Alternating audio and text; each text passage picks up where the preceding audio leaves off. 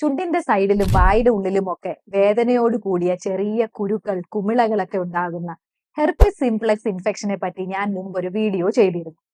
ഈ വീഡിയോ കണ്ടുകൊണ്ട് ഇപ്പോഴും ആളുകൾ സംശയം ചോദിക്കാൻ വിളിക്കുകയും കമന്റ് സെക്ഷനിൽ ഇതിന്റെ ചികിത്സ എന്താണ്, ഇതിന്റെ മരുന്ന് പറഞ്ഞു തരാമോ തുടങ്ങി ഒരുപാട് കമന്റുകൾ അയക്കുന്നുമുണ്ട്. അതുകൊണ്ട് തന്നെയാണ് ഇന്ന് ഈ ഒരു ടോപ്പിക്കിനെ ലോങ് വീഡിയോ ആയിട്ട് ചെയ്യുന്നത്. ഞാൻ ഡോക്ടർ പ്രബീത, കോഴിക്കോട് ഡിസ്ട്രിക്ട് കോപ്പറേറ്റീവ് ഹോസ്പിറ്റലിലെ ENT സർജൻ ആണ്.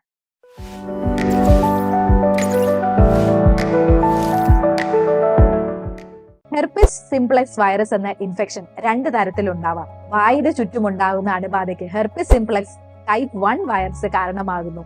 അതുപോലെ തന്നെ ഗുഹ്യഭാഗങ്ങളിൽ ഉണ്ടാകുന്നത് ഹെർപ്പിസ് സിംപ്ലെക്സ് വൈറസ് ടൈപ്പ് 2.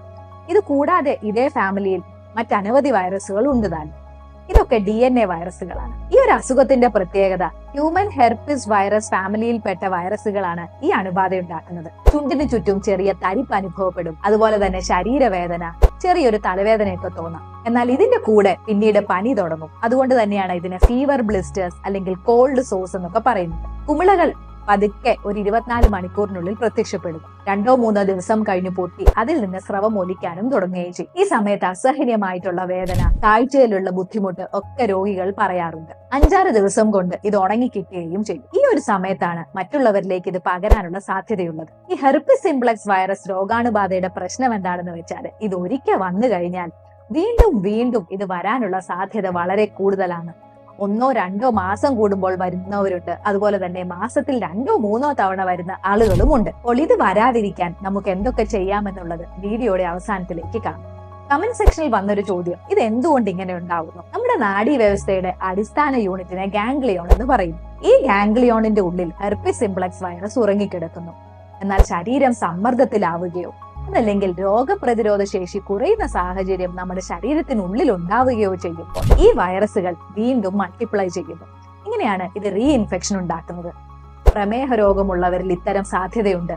അതുപോലെ തന്നെ ക്യാൻസർ ചികിത്സയ്ക്ക് കീമോതെറാപ്പിയും മറ്റും എടുക്കുന്നവർ, HIV അണുബാധയുള്ളവർ, ഇത്തരം പ്രശ്നങ്ങൾ നമ്മുടെ ശരീരത്തിന്റെ ഉള്ളിൽ വരുമ്പോഴാണ് ഇത് റിയാക്ടിവേറ്റഡ് ആവാനുള്ള സാധ്യതയുള്ളത്. ഇത് വന്നു കഴിഞ്ഞാൽ നമ്മൾ ഇതാണെന്ന് എങ്ങനെയാണ് ഉറപ്പിക്കുക? ഈ ഒരു അണുബാധയുടെ രോഗലക്ഷണങ്ങളിൽ നിന്ന് തന്നെ നമുക്ക് ഹെർപ്പിസ് സിംപ്ലെക്സ് ആണെന്ന് ഏറെക്കുറെ ഉറപ്പിക്കാം. ചെറിയ കുരുക്കളാണിത്. വായുടെ ഉള്ളിലും ചിലപ്പോൾ പ്രത്യക്ഷപ്പെടാം. PCR ടെസ്റ്റ്, ആന്റിബോഡി ടെസ്റ്റിംഗ് തുടങ്ങിയവർക്ക് ഇതിന് നമുക്ക് ചെയ്യുകയും ചെയ്യാം. എങ്ങനെയാണ് ഇത് മറ്റുള്ളവരിലേക്ക് പകരുന്നത്? വളരെ ക്ലോസ് കോണ്ടാക്റ്റിലൂടെയാണ് ഈ വൈറൽ അണുബാധ മറ്റുള്ളവരിലേക്ക് പകരുന്നത്. ഉമ്മ വയ്ക്കുക, കെട്ടിപ്പിടിക്കുക, അതുപോലെ തന്നെ ഓറൽ സെക്സിൽ ഏർപ്പെടുക. അപ്പോൾ ആക്റ്റീവ് ലീഷൻസ് ഉള്ളപ്പോൾ പങ്കാളിയുമായിട്ട് ഓറൽ സെക്സ് ഒഴിവാക്കുന്നത് വളരെ നന്നായിരിക്കും ഇത് തടയാനായിട്ട്. അതുപോലെ തന്നെ ചുണ്ടിന് ചുറ്റും ലീഷൻസ് ഉള്ളപ്പോൾ ഉമ്മ വെക്കാതിരിക്കാനും വളരെ അടുത്തിടപഴകാതിരിക്കാനും ശ്രദ്ധിക്കുക. ടെസ്റ്റ് നടത്തി കഴിഞ്ഞു. ഇതിന്റെ ചികിത്സ എന്താണ്? ചുണ്ടിന് ചുറ്റും ലീഷൻസ് ഉള്ളപ്പോൾ അവിടെ തേച്ചു കൊടുക്കാനായിട്ട് എസൈക്ലോവിർ ഓയിന്റ്മെന്റുകളും ക്രീമുകളും ലഭ്യമാണ്. ഇത് കൂടാതെ ഉള്ളിലേക്ക് കഴിക്കാൻ നമുക്ക് ആന്റിവൈറൽ മരുന്നുകൾ കൊടുക്കാം. എസൈക്ലോവിർ, വാലസൈക്ലോവിർ തുടങ്ങിയ മരുന്നുകളാണ് ഇതിനായിട്ട് സാധാരണ ഡോക്ടർമാർ തരാറ്. ഇത് 5 മുതൽ 7 ദിവസം വരെയാണ് കൊടുക്കേണ്ടത്. ചില ആളുകളിൽ ഇത് തുടരെ വീണ്ടും വരുന്ന ശല്യം ചെയ്യാറുണ്ട്. നമുക്ക് അധികം താല്പര്യമില്ലാത്ത ഒരു ഗിഫ്റ്റ് ഇടയ്ക്കിടെ കിട്ടുമ്പോഴുള്ള പ്രതീതി. അപ്പോൾ ഇതിനായിട്ട് നമുക്ക് 2 തരത്തിൽ ട്രീറ്റ് ചെയ്യാം. ഒന്ന്, എപ്പിസോഡിക് ട്രീറ്റ്മെന്റ്, അതായത് വരുന്ന സമയത്ത് ഇതിനായിട്ട് മരുന്നുകൾ കഴിക്കാം. ഞാൻ നേരത്തെ പറഞ്ഞ എസൈക്ലോവിറും വാലസൈക്ലോവിർ തുടങ്ങിയ മരുന്നുകൾ തന്നെയാണ് ഇതിനും കൊടുക്കുന്നത്.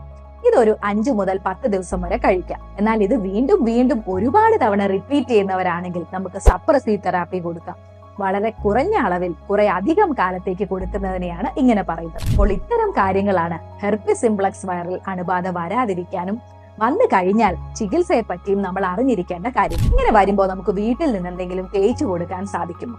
ഇവിടെ നമുക്ക് ഒരു ചെറിയൊരു പരിഹാര മാർഗമുണ്ട്. കനൂക ഹണി, മാനുക ഹണി എന്നീ പേരുകളിലുള്ള തേൻ ഈ ഭാഗത്ത് തേച്ചു കൊടുത്താൽ ഇത്തരം തേനുകൾക്ക് ഒരു ആന്റിവൈറൽ പ്രോപ്പർട്ടി ഉള്ളതായിട്ട് റിസർച്ചുകൾ തെളിയിച്ചിട്ടുണ്ട്. കൂടെ ഹെർപ്പിസ് സിംപ്ലെക്സ് അണുബാധയുമായിട്ട് ബുദ്ധിമുട്ടുന്ന ഒരു ഫ്രണ്ടോ ഫാമിലി മെമ്പറോ നിങ്ങൾക്കുണ്ടെങ്കിൽ ഈ വീഡിയോ ഒന്ന് ഷെയർ ചെയ്യുക. എന്റെ ചാനൽ സബ്സ്ക്രൈബ് ചെയ്യുക, കമന്റുകൾ രേഖപ്പെടുത്തുകയും ചെയ്യണേ.